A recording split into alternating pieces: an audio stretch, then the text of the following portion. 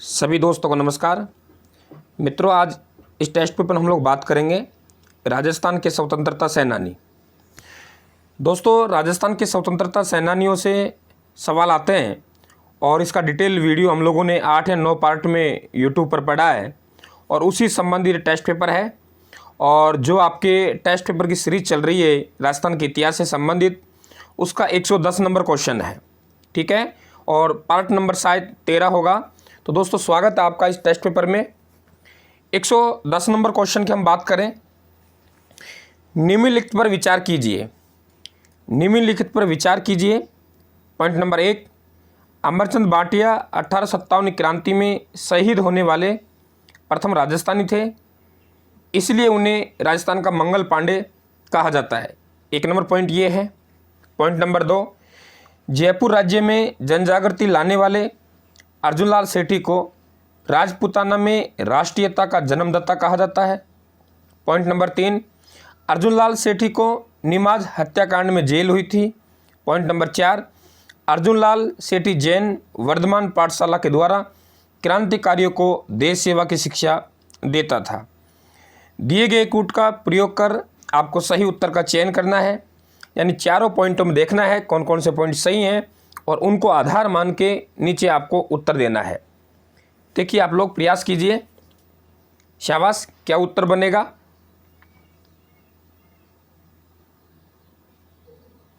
प्रयास कीजिए, मैं बताऊंगा आपको।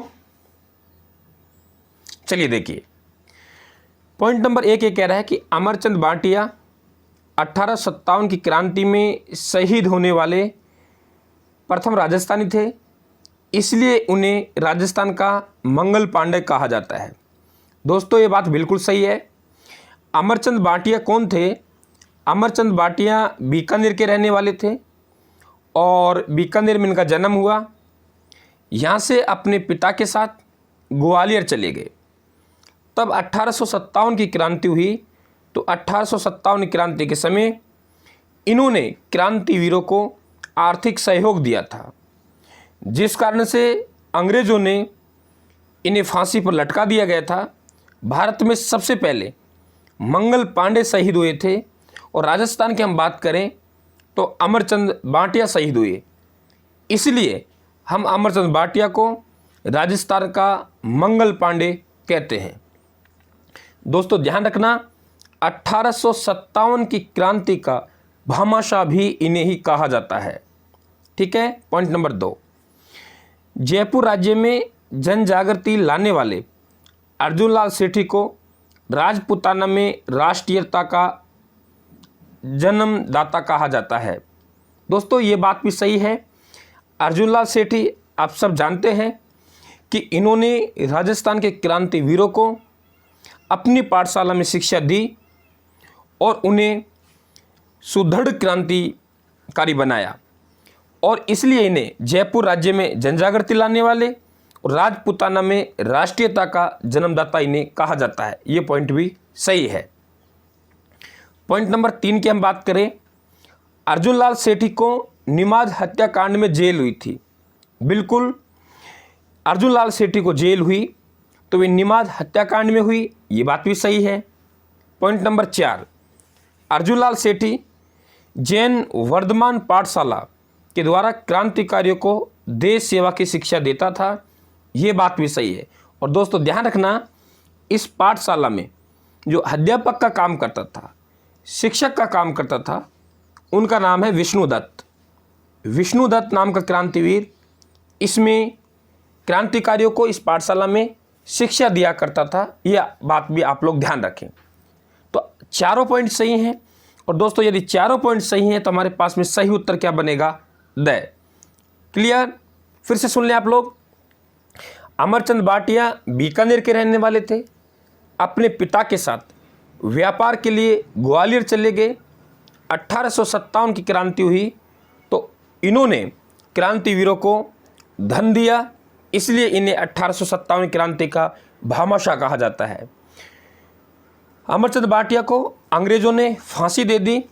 राजस्थान से 1857 क्रांति में शहीद होने वाले पहले राजस्थानी थे, इसलिए इनकी तुलना मंगल पांडे से की है और इन्हें राजस्थान का मंगल पांडे कहा गया है। पॉइंट नंबर 2, जयपुर राज्य में जो जन जागृति लाने का श्रेय दिया जाता है अर्जुन लाल सेठी को दिया जाता है। जयपुर के ही रहने वाले थे और इन्हें राजपूताना में राष्ट्रीयता का जन्मदाता कहा जाता है। ये पाठशाला चलाते थे और पाठशाला चलाने के लिए धन की आवश्यकता थी, तो इन्होंने एक षड्यंत्र रचा संत निमाज को मारने का, तो निमाज हत्याकांड में इन्हें जेल हुई।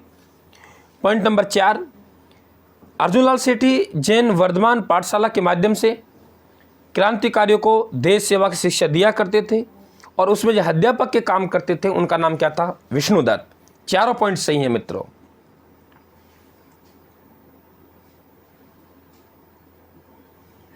क्वेश्चन नंबर 111 की हम बात करें। पॉइंट नंबर 1, इनका जन्म 24 नवंबर 1899 ईस्वी को नारायण जोशी की धर्मपत्नी ममता जोशी के गर्भ से जोबनेर जयपुर में हुआ था। पॉइंट नंबर 2, हीरालाल शास्त्री ने प्रलय प्रतीक्षा नमो नमो लोकगीत एवं प्रत्यक्ष जीवन शास्त्र नामक आत्मकथा लिखी थी।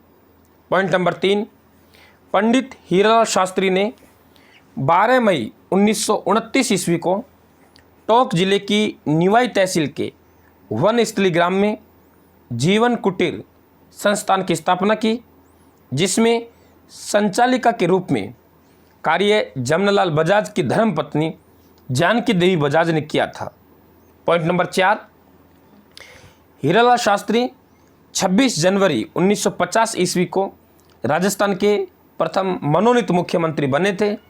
दोस्तों, चारों पॉइंटों पर विचार करना है और दिए गए कूट का प्रयोग कर सही उत्तर का चयन करना है। दीजिए जवाब। शाबाश, जवाब देने का प्रयास कीजिए।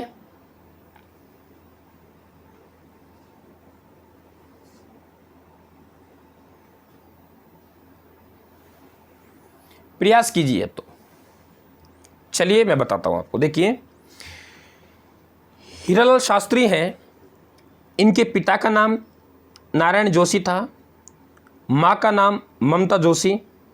इनका जन्म जोबनेर जयपुर में हुआ और 1899 ईस्वी को हुआ। इसका मतलब पहले पॉइंट में इनका जीवन परिचय दिया गया है और ये पॉइंट सही है। पॉइंट नंबर 2, हीरालाल शास्त्री ने प्रलय प्रतीक्षा नमो नमो और प्रत्यक्ष जीवन शास्त्र नामक आत्मकथा लिखी थी।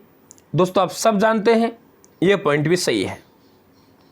पॉइंट नंबर 3, पंडित हीरालाल शास्त्री ने 12 मई 1929 ईस्वी को टोंक जिले की निवाई तहसील के वनस्थली ग्राम में जीवन कुटीर संस्थान की स्थापना की। दोस्तों, ये बात सही है कि इन्होंने जीवन कुटीर संस्थान की स्थापना की, लेकिन यहाँ 1929 ईस्वी दे रखा है, ये गलत है। 1935 ईस्वी में स्थापना की, यानी क्या आएगा? 1935 आएगा। हमने क्या दे रखा है? 1929। आगे क्या कह रहे हैं? जिसमें संचालिका के रूप में कार्य जमनालाल बजाज की धर्मपत्नी जानकी देवी बजाज ने किया था। दोस्तों, जमनालाल बजाज का इस पाठशाला से, इस संस्थान से कोई लेना देना नहीं था। इनकी धर्मपत्नी जानकी देवी का भी कोई संबंध नहीं था। संचालिका के रूप में जो कार्य किया वे हीरालाल शास्त्री की धर्मपत्नी थी, उनका नाम है रत्ना शास्त्री। रत्ना शास्त्री ने संचालिका के रूप में कार्य किया था। इसका मतलब पॉइंट नंबर 3 हमारा सीधा सीधा गलत हो गया। 2 जगह गलती की हमने। 1929 के स्थान पर 1935 आना चाहिए और जमनालाल बजाज की धर्मपत्नी के स्थान पर हीरालाल शास्त्री की धर्मपत्नी रत्ना शास्त्री आना चाहिए, तो गलत हो गया। पॉइंट नंबर 4, हीरालाल शास्त्री 26 जनवरी 1950 ईस्वी को राजस्थान के प्रथम मनोनीत मुख्यमंत्री बने थे। दोस्तों, आपको पता होगा कि एकीकरण का छठा चरण और भारत का जो संविधान लागू हुआ 26 जनवरी 1950, एकीकरण के समय एक पद चल रहा था प्रधानमंत्री का, 26 जनवरी 1950 को प्रधानमंत्री का पद समाप्त किया गया और उस समय राजस्थान के एकीकरण के समय 26 जनवरी 1950 के दिन या इससे एक दिन पहले प्रधानमंत्री हीरालाल शास्त्री थे, लेकिन अब पदनाम चेंज कर दिया तो अभी मुख्यमंत्री बन गए। 26 जनवरी 1950 को हमारे इलेक्शन नहीं हुए, इलेक्शन 1952 में होंगे, निर्वाचित मुख्यमंत्री 1952 में मिलेगा, 1950 में हमें कौन से मनोनीत मुख्यमंत्री मिलेंगे। तो ये बात भी सही है। तो हमारे पास में पॉइंट 1, पॉइंट 2, पॉइंट 4 सही है। तो हमारे पास सही उत्तर क्या बनेगा? स। क्लियर, समझ में आ गया? चलिए आगे। क्वेश्चन नंबर 112 आपको स्क्रीन पे दिखाई दे रहा है। जयनारायण व्यास के संबंध में ये बात की गई है। जयनारायण व्यास मारवाड़ के बहुत बड़े क्रांतिवीर हुए हैं और उनके बारे में 4 पॉइंट हैं, उन पर आराम से हमको विचार करना है। दोस्तों, पॉइंट नंबर 1, जयनारायण व्यास का जन्म 18 फरवरी 1899 ईस्वी को जोधपुर में हुआ था। पॉइंट नंबर 2, जयनारायण व्यास ने पुष्करना युवक मंडल, मारवाड़ यूथ लीग, जय कन्या विद्यालय, विज्ञान मंदिर आदि संस्थाओं की स्थापना की थी। पॉइंट नंबर 3, जयनारायण व्यास ने राजस्थानी भाषा का प्रथम राजनीतिक समाचार पत्र अग्निबाण का संपादन वर्धा से किया था। पॉइंट नंबर 4, जयनारायण व्यास को भारत छोड़ो आंदोलन के दौरान कुंभलगढ़ के दुर्ग में नज़रबंद किया था। दोस्तों, सही उत्तर क्या बनेगा उस पर आपको विचार करना है। जल्दी से जवाब दीजिए। जैसा जवाब आए वैसा जवाब आप रिप्लाई जरूर कीजिए। चलिए हम लोग बात करते हैं अब पॉइंट नंबर 1 की हम बात करें। जयनारायण व्यास का जन्म 18 फरवरी 1899 ईस्वी को जोधपुर में हुआ था। ये पॉइंट सही है। पॉइंट नंबर 2, जयनारायण व्यास ने पुष्करना युवक मंडल, मारवाड़ यूथ लीग, जय कन्या विद्यालय, विज्ञान मंदिर आदि संस्थाओं की स्थापना की थी। दोस्तों, 4 संस्था दी गई हैं, चारों संस्थाओं का सन सही है और इनके संस्थापक जयनारायण व्यास रहे हैं। ये पॉइंट भी सही है। पॉइंट नंबर 3, जयनारायण व्यास ने राजस्थानी भाषा का प्रथम राजनीतिक समाचार पत्र अग्निबाण का संपादन वर्धा से किया था। दोस्तों, जयनारायण व्यास ने राजस्थानी भाषा का प्रथम राजनीतिक समाचार पत्र अग्निबाण का संपादन किया था, कोई किंतु परंतु नहीं है। लेकिन मित्रों, ये संपादन वर्धा से नहीं हुआ, ये व्यावर से हुआ था। तो वर्धा के स्थान पे क्या आना चाहिए? व्यावर आना चाहिए। इसलिए हमारे पास में पॉइंट नंबर 3 क्या हो गया? गलत हो गया। क्लियर।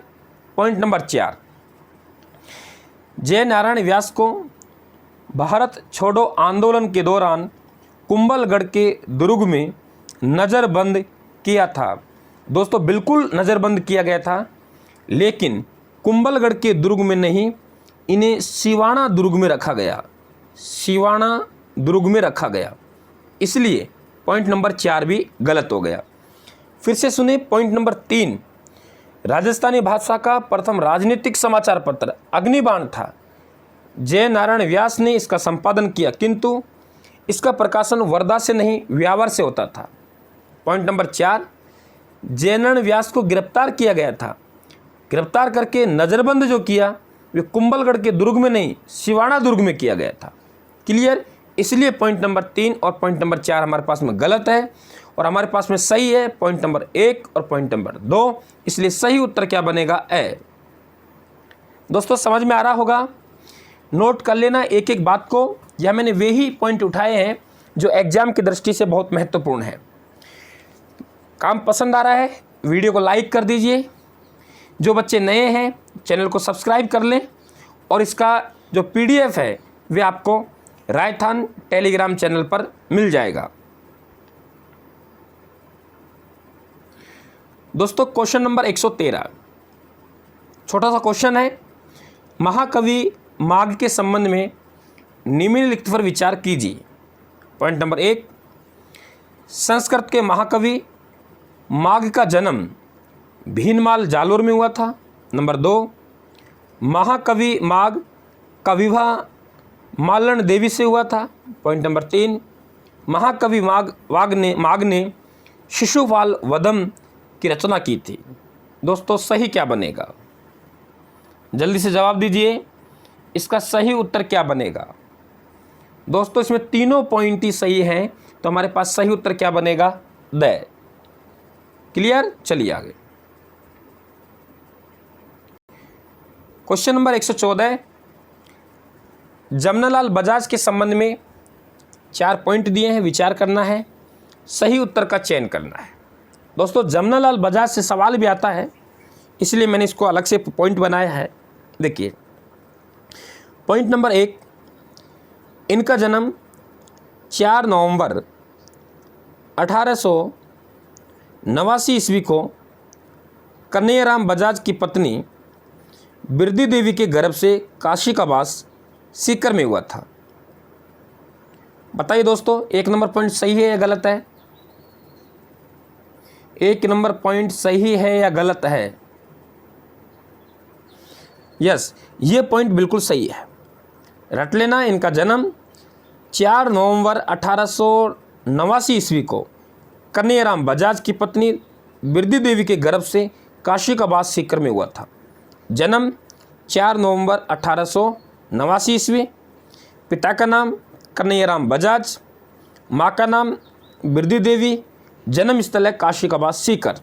पॉइंट नंबर 2 की बात करें, इन्हें 1918 ईस्वी में ब्रिटिश सरकार द्वारा राय बहादुर का खिताब दिया गया, जिसे इन्होंने असहयोग आंदोलन के दौरान वापस लौटा दिया। दोस्तों बिल्कुल बात सही है कि इन्हें राय बहादुर का खिताब दिया गया था और असहयोग आंदोलन के दौरान इन्होंने वापस लौटा दिया।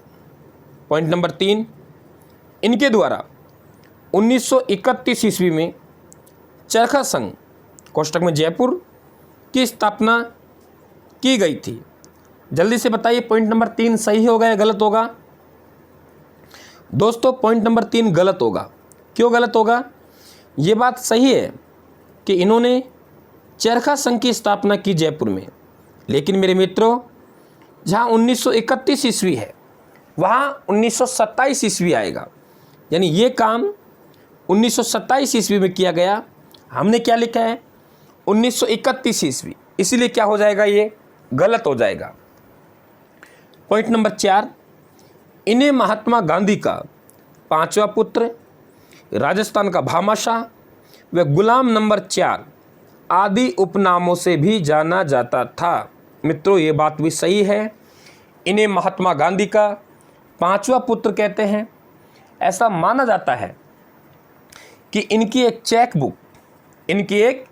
चेक बुक जिन पर हस्ताक्षर थे, राशि भरी हुई नहीं थी, महात्मा गांधी जी के पास में हमेशा रहा करती थी। राजस्थान का भामाशाह, बहुत दान दिया इन्होंने। गुलाम नंबर 4, जमनालाल बजाज कहते थे कि मैं तो गुलाम नंबर 4 हूँ, मेरे से पहले 3 गुलाम हो चुके हैं। गुलाम नंबर 1 भारत देश, गुलाम नंबर 2 देशी रियासत और गुलाम नंबर 3 सीकर और गुलाम नंबर 4 मैं, यानी मैं तो गुलाम नंबर 4 हूँ, मेरे से पहले 3 गुलाम हो चुके हैं। समझ गए? तो हमारे पास में सही उत्तर बनेगा, वे क्या बनेगा? स 1, 2 और 4। कोई समस्या? मित्रों समस्या हो तो आप कमेंट बॉक्स में कमेंट करके ज़रूर बता देना, मैं एक एक कमेंट को देखता हूँ, तो आप ठीक है ना? तो आपकी समस्या हो तो आप ज़रूर बताएं।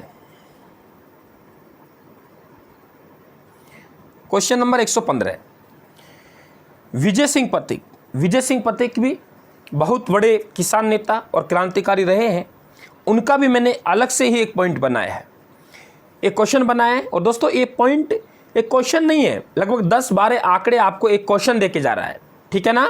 चलिए पॉइंट नंबर 1, इनका जन्म 24 मार्च 1882 ईस्वी को हमीर सिंह गुर्जर की पत्नी कमल कुमारी के गर्भ से बुलंदशहर उत्तर प्रदेश में हुआ था। जल्दी से बताइए पॉइंट सही है या गलत है। मैंने बहुत डिटेल से आपको यूट्यूब पर पढ़ाया हुआ है। हाँ, ये सही है। पॉइंट नंबर 2, इनका मूल नाम भूप सिंह था, लेकिन टॉडगढ़ जेल से भागने के बाद अपनी दाढ़ी बढ़ा ली और अपना नाम बदलकर भूप सिंह से विजय सिंह पथिक कर लिया। दोस्तों, ये बात भी सही है कि इनका मूल नाम भूप सिंह था और ये राजस्थान आए 1907 ईस्वी में। आके खरवा अजमेर के ठाकुर गोपाल सिंह से मिले, सशस्त्र क्रांति की योजना बनाने लगे, हजारों क्रांतिकारियों को प्रशिक्षण देने लगे। लेकिन अंग्रेज़ों ने पहले से इन पे एक मुकदमा चल रहा था। मुकदमा का नाम था फिरोजपुर षड्यंत्र केस। फिरोजपुर षड्यंत्र केस। तो इन्हें गिरफ्तार कर लिया गया, टोडगढ़ जेल अजमेर में रखा गया। वहाँ से भाग गए और मेवाड़ की तरफ चले गए। अपना नाम भूप सिंह से क्या रख लिया, विजय सिंह पथिक रख लिया। पॉइंट नंबर 3, माणिक्यलाल वर्मा ने विजय सिंह पथिक को राजस्थान का शेर कहा था। दोस्तों, इन्हें राजस्थान का शेर कहा जरूर गया था, लेकिन माणिक्यलाल वर्मा ने नहीं कहा। राजस्थान का शेर इन्हें जो कहा वे कहा था अर्जुन लाल सेठी ने। दोस्तों, किसने कहा? अर्जुन लाल सेठी ने। तो हमारे पास में 3 नंबर पॉइंट गलत हो जाएगा। माणिक्यलाल वर्मा नहीं आएगा, अर्जुन लाल सेठी आएगा। और पॉइंट नंबर 4, विजय सिंह पथिक ने पथिक विनोद, पथिक प्रमोद, पथिक निबंधावली, प्रहलाद विजय, कल्पना कपोल, अजय मेरू आदि पुस्तकों की रचना की थी। दोस्तों, मैंने बहुत विस्तार से आपको पढ़ाया था। बिल्कुल 4 रचना इनकी हैं। तो हमारे पास में जो 1 नंबर पॉइंट सही था, 2 नंबर सही, 3 नंबर गलत, क्योंकि माणिक्यलाल वर्मा के स्थान पर अर्जुन लाल सेठी आना चाहिए था, और 4 नंबर सही। तो हमारे पास सही उत्तर बनेगा 1, 2 और 4, यानी स बनेगा। क्लियर दोस्तों? चलिए आगे। Question number 116। हमने यहाँ कोई एक क्रांतिकारी की बात नहीं की, यहाँ सभी क्रांतिकारी, यानी एक पर्टिकुलर क्रांतिकारी के संबंध में ये पॉइंट नहीं है। निम्नलिखित पर विचार करना है, फिर हमें सही कूट का चयन करना है। जल्दी से करिए मित्रों। आप जवाब देने का प्रयास नहीं करते मित्रों, जवाब दीजिए आप लोग। जल्दी से आप लोग सोच लीजिए क्या उत्तर बनेगा, उसके बाद मैं बताऊंगा आपको डिटेल से। जल्दी सोचिए, शाबाश।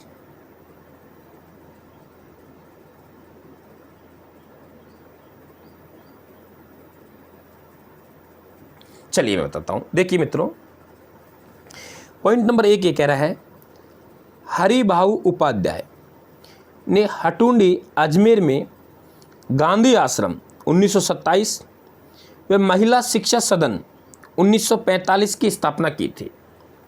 1945 की स्थापना की थी। दोस्तों, ये जो हरिभाऊ उपाध्याय हैं, ये कौन थे, इनका थोड़ा सा मैं परिचय दे दूं आपको। ये वैसे तो राजस्थान के रहने वाले नहीं थे, मध्य प्रदेश के रहने वाले थे, लेकिन इन्होंने अजमेर को अपनी कर्मस्थली बनाई। और आपको मैंने एकीकरण में पढ़ाया है कि जो अजमेर मेरवाड़ा अलग से एक विधानसभा क्षेत्र था 1956 तक, तो उसके जो एकमात्र और पहले एवं एकमात्र मुख्यमंत्री रहे थे वे हरिभाऊ उपाध्याय थे। और उसके बाद अजमेर मेरवाड़ा को 1956 में राजस्थान की विधानसभा में विलय कर देंगे। तो वे हैं ये। गांधी आश्रम 1927 और महिला शिक्षा सदन 1945 की इन्होंने स्थापना की, यानी महिला शिक्षा के लिए इन्होंने बहुत बड़ा काम किया। तो दोस्तों, ये दोनों पॉइंट ध्यान रखें आप लोग, गांधी आश्रम और महिला शिक्षा सदन। पॉइंट नंबर 2 की हम बात करें, आदिवासियों का मसीहा व भीलों के बाबा के नाम से प्रसिद्ध मोतीलाल तेजावत ने आदिवासियों में एकता स्थापित करने के लिए एक ही या बहुमत आंदोलन चलाया था। दोस्तों, बिल्कुल सही है कि मोतीलाल तेजावत ने भीलों के दुख दर्द से संबंधित एक मांग रखी, जिसे 21 सूत्रीय मांग, जिसे मेवाड़ की 21 सूत्रीय मांग, जिसे मेवाड़ की पुकार कहते थे। आदिवासियों के दुख दर्द को इन्होंने समझा, इनके लिए काम किया, इसलिए आदिवासियों का इन्हें मसीहा कहते हैं, भीलों के बाबा कहते हैं। और आदिवासियों में एकता स्थापित करने के लिए इन्होंने एक ही या बहुमत आंदोलन भी चलाया था। ठीक है, और ये पॉइंट सही है। पॉइंट नंबर 3, रामनारायण चौधरी ने साधु सीताराम दास के साथ मिलकर ऊपर माल को डंको नामक एक पृष्ठ का हस्तलिखित अखबार निकाला था। बिल्कुल दोस्तों सही है। जो ऊपर माल किसान पंच बोर्ड है, ऊपर माल किसान पंच बोर्ड के माध्यम से एक अखबार निकाला गया, जिसे ऊपर माल का डंको कहते हैं। ये रामनारायण चौधरी के संपादन में निकला और एक पृष्ठ का अखबार होता था, हस्तलिखित होता था। ये बात भी सही है। पॉइंट नंबर 4, सेठ दामोदर दास राठी ने ब्यावर में सनातन धर्म स्कूल व नव भारत विद्यालय की स्थापना की थी। दोस्तों ये बात भी सही है। सेठ दामोदर दास राठी ये जैसलमेर के पोखरण के रहने वाले थे, लेकिन इन्होंने अपनी कर्मस्थली ब्यावर अजमेर को बनाई। राजस्थान में जो सशस्त्र क्रांति हुई, सशस्त्र क्रांति में इन्होंने धन दिया, इसलिए इन्हें सशस्त्र क्रांति का भामाशाह कहते हैं। और आपकी जो राजस्थान की पहली सूती वस्त्र मिल थी, उसके संस्थापक भी यही थे। तो इन्होंने सनातन धर्म स्कूल और नव भारत विद्यालय की स्थापना की थी। ये बात भी आप ध्यान रखें। तो इसमें चारों पॉइंट सही हैं, और चारों पॉइंट सही हैं तो सही उत्तर क्या बनेगा? द। क्लियर, समझ में आ गया होगा। चलिए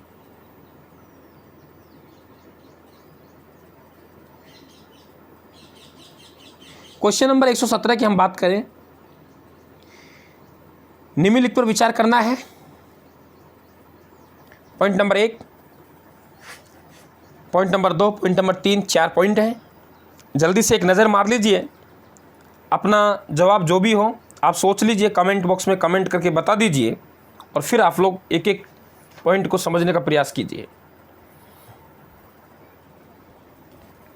पॉइंट नंबर 1, राजस्थान के गांधी के नाम से प्रसिद्ध गोकुल भाई भट्ट के प्रयास से आबू देलवाड़ा का विलय राजस्थान में संभव हो पाया। दोस्तों बिल्कुल सही है।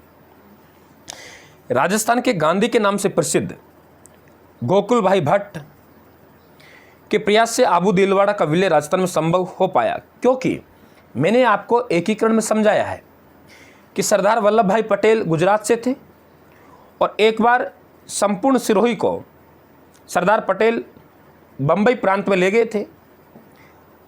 हमने मांग की तो आबू देलवाड़ा को छोड़कर संपूर्ण सिरोही 26 जनवरी 1950 को हमें मिल गया, लेकिन आबू देलवाड़ा अभी भी गुजरात में रह गया। हमने मांग की, आगे चल के भाषाई आधार पर पुनर्गठन आयोग का गठन हुआ, और उनकी सिफारिश पर राजस्थान के नेताओं की मांग पर आबू देलवाड़ा को भी 1 नवंबर 1956 को वापस दिया गया। तो दोस्तों इनका प्रयास से ये संभव हुआ। पॉइंट नंबर 2, बीकानेर निवासी रमेश स्वामी को 5 फरवरी 1947 ईस्वी को बस के नीचे कुचलकर मार दिया था। दोस्तों ये बात सही है कि रमेश स्वामी हैं, ये बीकानेर के रहने वाले नहीं थे। आगे की बात सही है, लेकिन जहां हमने बीकानेर लिखा है, बीकानेर नहीं आएगा दोस्तों, भरतपुर आएगा। ये भरतपुर के रहने वाले थे। भरतपुर में एक जगह पड़ती है बुसावर, बुसावर के रहने वाले थे। ठीक है, कहानी इनकी इस प्रकार से थी कि भरतपुर में बेगार विरोधी एक आंदोलन चला। उस बेगार विरोधी आंदोलन में ये बस स्टैंड पर बस के आगे लेट गए और आंदोलन कर रहे थे। बस चालक ने सरकार के इशारे पर बस चालक ने इनके ऊपर बस चढ़ा दी, जिसके कारण से इनकी मृत्यु हो गई। ठीक है, भरतपुर से थे, बेगार विरोधी आंदोलन के दौरान ये काम हुआ। दोस्तों ये गलत हो गया। पॉइंट नंबर 3, ऋषिदत्त मेहता ने ब्यावर से राजस्थान नामक साप्ताहिक समाचार का प्रकाशन किया था। ऋषिदत्त मेहता ने ब्यावर से राजस्थान नामक साप्ताहिक समाचार का प्रकाशन किया था। दोस्तों ये बात बिल्कुल सही है। पॉइंट नंबर 4, ठक्कर बापा को पिछड़ी जातियों का मसीहा कहा जाता है। दोस्तों ये बात भी सही है। तो हमारे पास में गलत क्या हुआ? 2 गलत जो हमारे पास पॉइंट बनेगा वे दोस्तों कौन सा बनेगा? 2 नंबर पॉइंट बनेगा। और 2 नंबर पॉइंट बनेगा तो हमारे पास में सही उत्तर क्या बनेगा? ब 1, 3 और 4। चलिए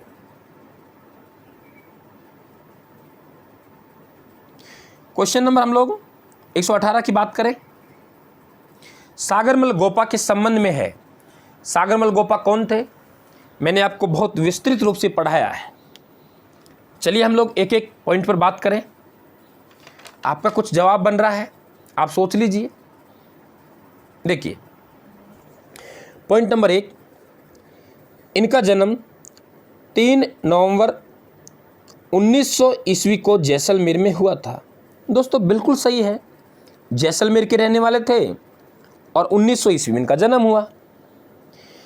इन्हें मिट्टी का तेल छिड़कर जिंदा जलाया था, जिस कारण से 4 अप्रैल 1944 ईस्वी को इनका निधन हो गया। मैंने आपको पढ़ाया था कि सागरमल गोपा और वहाँ के महारावल, इन दोनों के बीच में टकराव चल रहा था। सागरमल गोपा को जैसलमेर में आने पर प्रतिबंध लगा दिया, लेकिन इनके पिताजी का निधन हो गया, इनकी माँ बीमार हो गई, तो सागरमल गोपा जैसलमेर में एंट्री कर गए। महारावल ने इनको गिरफ्तार किया, जेल में रखा और थानेदार गुमान सिंह ने इन पर मिट्टी का तेल छिड़क दिया, जिस कारण से ये जिंदा जल गए और इनकी मृत्यु हो गई। क्लियर, समझ में आ गया? लेकिन ये घटना 1944 ईस्वी की नहीं है, ये घटना 1946 ईस्वी की है। और यदि ये घटना 1946 ईस्वी की है तो ये गलत हो गया। तो हमारे पास पॉइंट नंबर 2 क्या हो गया? गलत हो गया। पॉइंट नंबर 3 की हम बात करें। गोपाल स्वरूप पाठक, जांच कमेटी ने इनकी हत्या को आत्महत्या बताया था।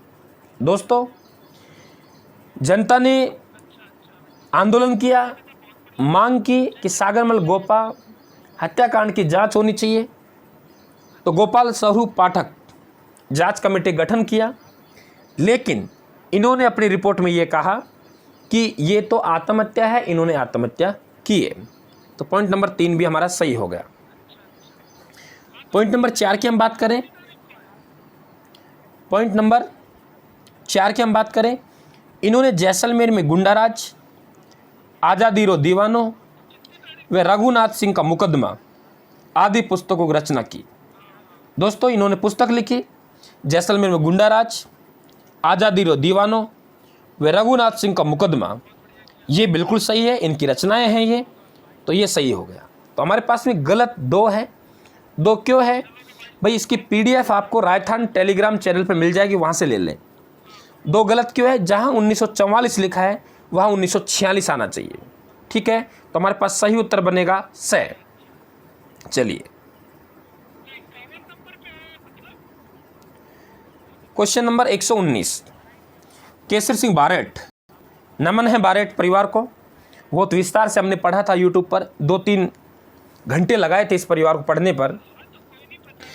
केसर सिंह बारेट के संबंध में कथन है, उन पर हमको विचार करना है। आप एक बार दिमाग लगा लीजिए, जो आपका जवाब बन रहा है दिमाग में सोच लीजिए, कमेंट बॉक्स में कमेंट करके बता दीजिए, फिर इसकी हम लोग बात करेंगे।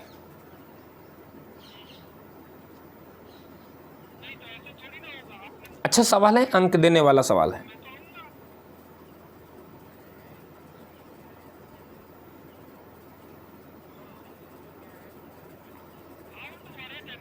चलिए दोस्तों, 1 नंबर पॉइंट, इनका जन्म 21 नवंबर 1872 ईस्वी को भीलवाड़ा के शाहपुरा कस्बा के देवपुरा गांव में कृष्ण सिंह बारेट के घर हुआ था। कृष्ण सिंह बारेट के घर हुआ था। दोस्तों बिल्कुल सही है। 1872 में जन्म हुआ, भीलवाड़ा में हुआ, शाहपुरा कस्बा के देवपुरा गांव में हुआ और इनके पिता का नाम कृष्ण सिंह बारेट था। दोस्तों ये देवपुरा गांव को बारेट जी का खेड़ा भी कहा जाता है। पॉइंट नंबर 2, इन्होंने कोटा के महाराव उम्मेद सिंह द्वितीय के राज्य में सुप्रीडेंटेंट एथेनोग्राफी के एक पद पर कार्य किया था। ये बात भी सही है। पॉइंट नंबर 3, बारेट जी क्रांतिकारियों के लिए सोमदत्त लहरी के संरक्षण में जोधपुर में व नारायण सिंह के संरक्षण में कोटा में छात्रावास चलाता था। दोस्तों जिस प्रकार से अर्जुन लाल सेठी क्रांतिकारियों को शिक्षा देते थे जयपुर में, इसी प्रकार से इन्होंने क्रांतिकारियों को संरक्षण देने के लिए 2 छात्रावास चलाए। एक छात्रावास जोधपुर में चलाया सोमदत्त लहरी के संरक्षण में, और एक छात्रावास कोटा में चलाया नारायण सिंह के संरक्षण में। तो ये बात भी हमारे पास में सही है। पॉइंट नंबर 4, बारेट जी को साधु प्यारेलाल हत्याकांड में 20 वर्षों का कारावास की सजा सुनाई गई, लेकिन जेल अधीक्षक कर्नल मीक की अनुशंसा पर इन्हें 5 वर्ष बाद 1919 ईस्वी में जेल से रिहा कर दिया गया। दोस्तों ये जो 2 छात्रावास चलेंगे, इन छात्रावासों को चलाने के लिए पैसे की ज़रूरत पड़ेगी। तो एक जोधपुर के साधु होते थे प्यारेलाल को मार दिया, लेकिन इनके हाथ कुछ भी नहीं लगा। मुकदमा चला, इन्हें गिरफ्तार कर लिया गया, 20 वर्ष की सज़ा सुनाई गई। जेल में रहते हुए इन्होंने अनाज के दाने से जेलियों को, कैदियों को भारत के भौगोलिक नक्शे का ज्ञान दिया। भारत का मानचित्र बनाते थे अनाज के दानों से, और वहाँ भी इन्होंने एक काम किया। जेल अधीक्षक कर्नल मीक इनके व्यवहार से प्रसन्न हुए और इन्हें 5 वर्ष बाद, यानी 1914 में जेल हुई, 1919 में इन्हें जेल से रिहा कर दिया गया। तो ये बात भी सही है। चारों पॉइंट सही हैं, तो हमारे पास में सही उत्तर बनेगा द। चलिए आगे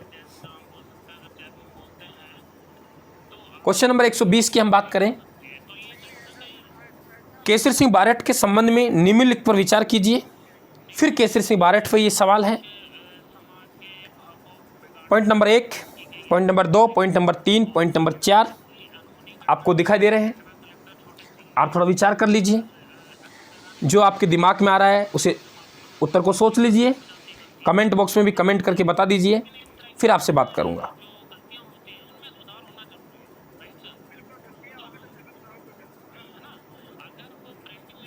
देखिए दोस्तों, 1 नंबर पॉइंट, इन्होंने मेवाड़ महाराणा फतेह सिंह को चेतावनी राचुंगटिया भेंट करके 1903 ईस्वी के दिल्ली दरबार में जाने से रोका। बिल्कुल दोस्तों ये बात सही है। मेवाड़ के महाराणा दिल्ली दरबार में जा रहे थे, तो केसरी सिंह बारेट एक क्रांतिकारी होने के साथ साथ एक बहुत बड़े कवि भी थे। इन्होंने डिंगल भाषा में 13 सोरठे लिखे, जिन्हें चेतावनी राचुंगटिया कहते हैं। महाराणा फतेह सिंह के लिए भिजवाए। महाराणा फतेह सिंह दिल्ली में पहुंचा जरूर, लेकिन दिल्ली दरबार में उपस्थित नहीं हुआ, वापस आ गया। तो ये बात सही है। पॉइंट नंबर 2, इन्होंने 1907 ईस्वी में अर्जुन लाल सेठी वे गोपाल सिंह खरवा के साथ मिलकर जोधपुर में अभिनव भारत समिति की स्थापना की। दोस्तों बिल्कुल इन्होंने 1907 ईस्वी में इन दोनों के साथ मिलकर अभिनव भारत समिति की स्थापना की, लेकिन फिर भी गलत है। क्यों गलत है? कि जहां हमारे पास में जोधपुर है वहां क्या आना चाहिए? जयपुर। क्लियर? कि जयपुर में इसकी स्थापना की, हमने क्या दे रखा है? जोधपुर। इसलिए क्या हो गया? ये गलत हो गया। पॉइंट नंबर 3, इन्होंने रूठी रानी चरित्र, प्रताप चरित्र, राज सिंह चरित्र, दुर्गादास चरित्र, कुसुमांजलि आदि ग्रंथों की रचना की थी। बिल्कुल दोस्तों, इन्होंने रचनाएं की, ये भी सही है। पॉइंट नंबर 4, बारेठ जी का अंतिम समय जयपुर में बीता और यहीं पर 1941 ईस्वी में इनका निधन हो गया। दोस्तों 1941 में निधन हुआ, बात सही है, लेकिन अंतिम समय कोटा में बीता और कोटा में ही इनका निधन हुआ, इसलिए क्या हो गया, गलत हो गया। तो 2 नंबर पॉइंट गलत इसलिए कि जयपुर में स्थापना की, 4 नंबर पॉइंट गलत इसलिए कि अंतिम समय कोटा में बीता। तो हमारे पास में मात्र जो 1 और 3 नंबर पॉइंट है वे हमारे सही होंगे। तो दोस्तों सही उत्तर बनेगा ब। तो मित्रों ये 120 क्वेश्चन आप तक आ गए हैं। मैंने आपसे वादा किया था कि आप लोगों को सही कूट वाले 120 क्वेश्चन टेस्ट पेपर के माध्यम से आप तक पहुंचाऊंगा। मित्रों 13 पार्टों में ये 120 क्वेश्चन आप तक पहुंचे।